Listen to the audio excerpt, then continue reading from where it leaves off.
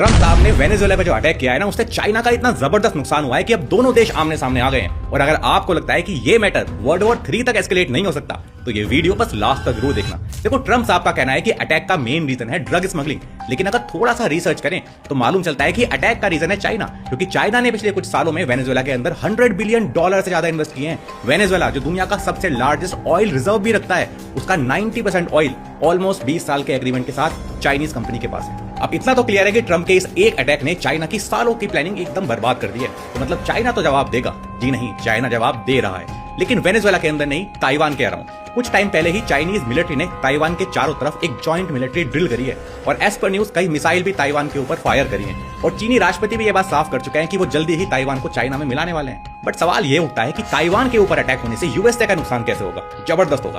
देखो, ताइवान दुनिया की 90% एडवांस सेमीकंडक्टर चिप मैन्युफैक्चर करता है, और यूएसए की सारी बड़ी कंपनी जैसे कि एप्पल, AMD, क्वालकॉम, इंटेल, यहाँ तक कि नासा और यूएस मिलिट्री भी अपने सेमीकंडक्टर के लिए इसी ताइवान पे डिपेंडेंट है। यानी ताइवान पे अटैक होने से यूएस की गर्दन सीधे चाइना के हाथ में होगी। अब जाहिर सी बात है कि यूएसए ऐसा होने तो नहीं देगा, और ताइवान को बचाने के लिए चाइना के सामने मैदान में जरूर उतरेगा। मतलब दुनिया की आधी जीडीपी होगी आमने सामने। कभी कभी तो लगता है कि चाचा सही बोल के गए हैं। 26 में तो दुनिया खत्म है।